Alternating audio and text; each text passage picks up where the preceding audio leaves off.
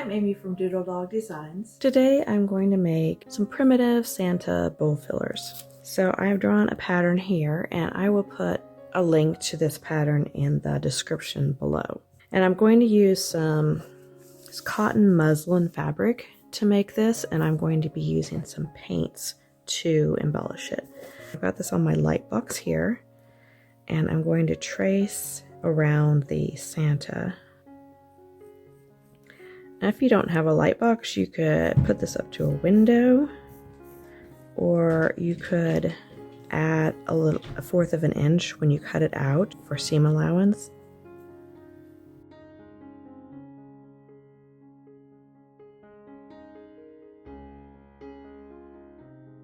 So these are just pieces of scrap fabric that I have from other projects.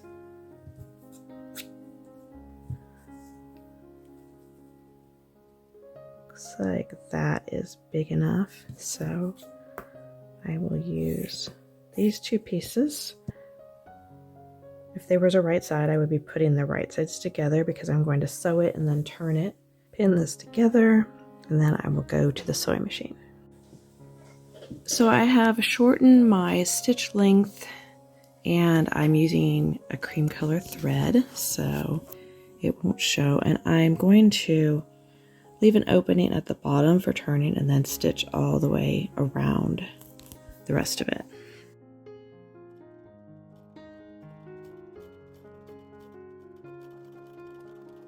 Okay, now I've sewed all the way around and I left an opening here at the bottom, and I'm going to trim all the way around with my pinking shears to leave about 1/4 of an inch seam allowance.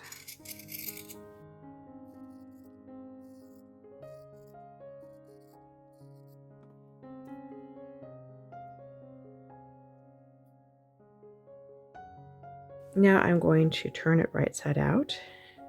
Now I'm going to stuff the Santa, just using some polyfill type stuffing.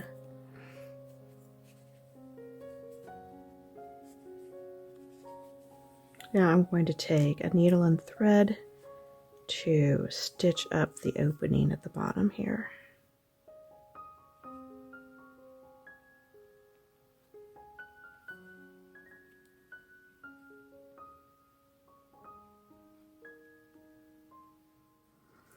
So now I'm going to work on his body. So I want a little face here in the middle.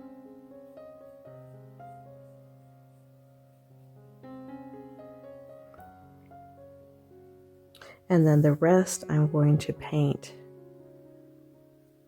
to be the coat color. So before I start painting, I want to work on a nose.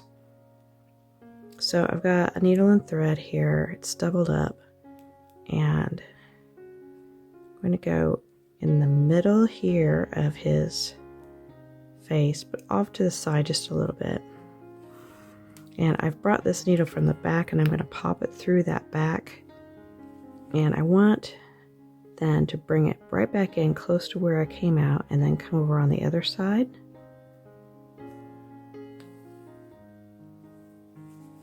And then again, close to where I came out, go back in and come back over on this side, right underneath that last stitch.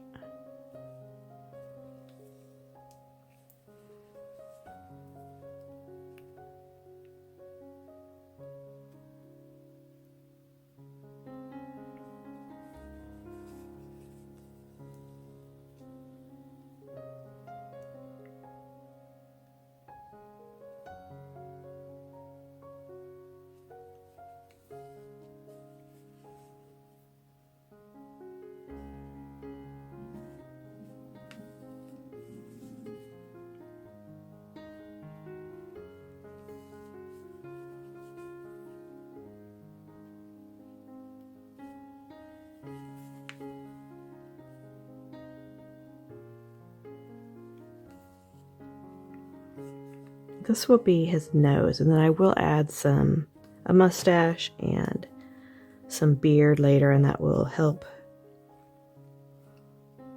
finish out his face. So now I want to just tie this off.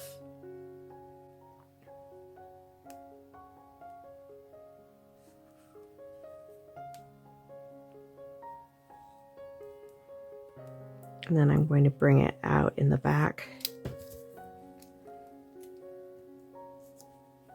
I think I might need to make his face just a little bit bigger here.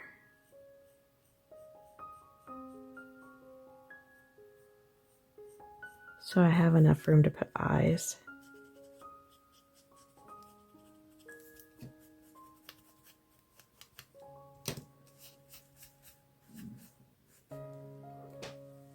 Okay, I have some craft paint here. It's red, and this is brighter than what I want the finished product to be, but I'm going to use some antique medium on it after I get finished. So I'm going to paint the fabric everywhere except that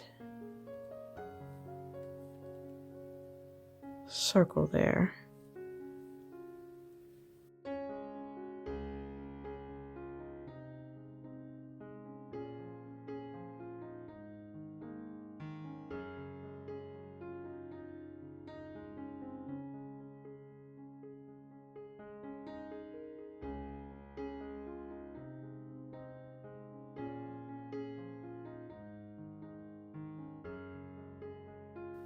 I'm going to paint this next one mustard yellow.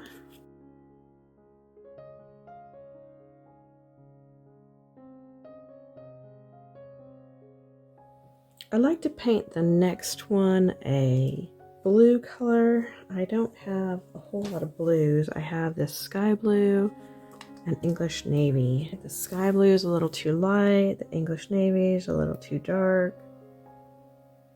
I'm going to try to mix and see what that looks like.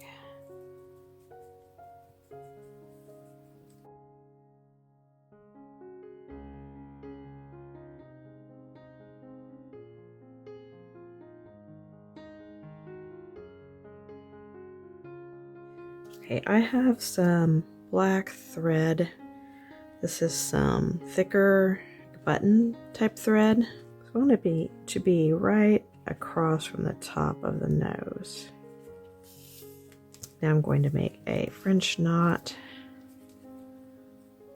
It's going right in the eye spot, and then I'm going to come out this other side where the eye goes.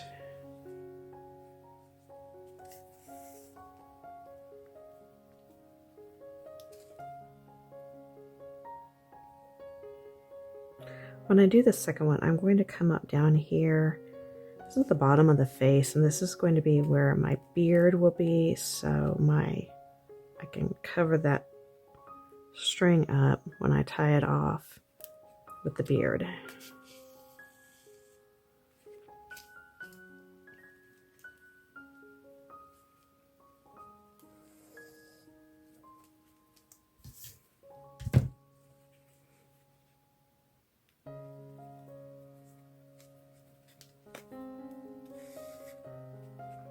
If I poke it back through the back here, then the end of the string will be on the inside. I forgot to hit the record button, but what I did for his cheeks is I took a tiny bit of the red paint and I mixed it in with some water, and I have a very small paintbrush, and then I just dabbed it on his cheeks. Now I have some antique medium. This is cocoa bean. It has gotten kind of dried up, so I have to thin it down. It's not this thick when you first buy it, so if you have some new, you might not need to thin it down, water it down like this, but you might still want to water it down. You don't want this to be super heavy of a glaze. You just want to tone the colors down a little bit.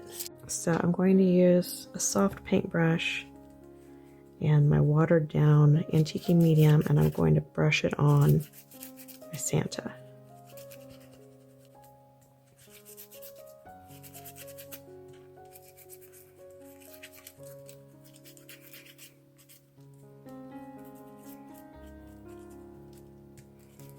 Now I like things to look old and primitive, so if you just want a Santa that's not quite so grungy, you can skip this step. Now I've taken a Kleenex here and I'm going to dab away some of the excess.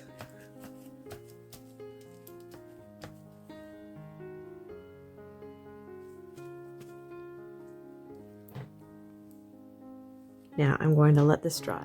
I have this curly wool hair. You can tell from the price tag here that I've had this a long time. It came braided, and then when you unbraid it, it is all curly. So I've got some that I've separated out, and I'm going to glue some on my Santa here for his beard. I'm just using some tacky glue, some craft tacky glue.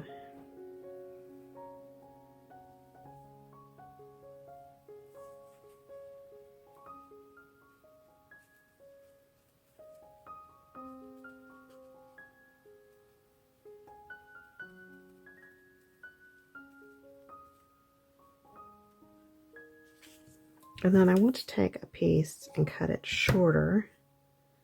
Make sure it's pretty defined and pretty curly, and then I'm going to glue it right in the middle. Stick it right under the nose for his mustache.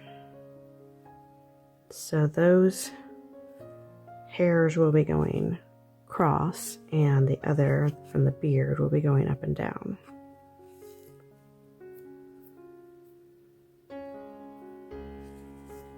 I decided he still needs something more. I have a piece of warm and natural quilt batting that I had coffee dyed from a previous project, and I cut a very thin strip of it, and I'm going to glue it around here to look like trim around his coat.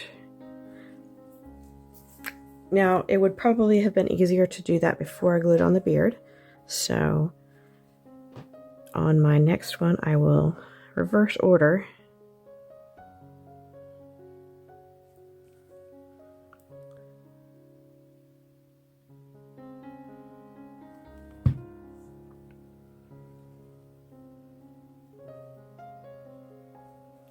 Just want to make sure that I cover up that little area between the two colors of paint, or between the paint and the non-painted area.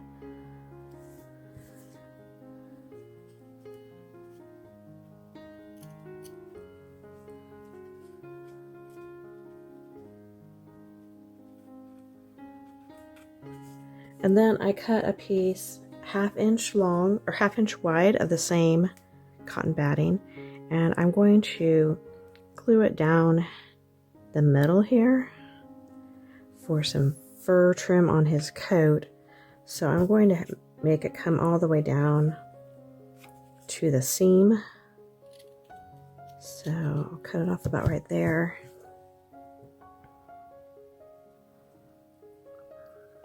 And then I'm going to sew these tiny bells on before I glue it on.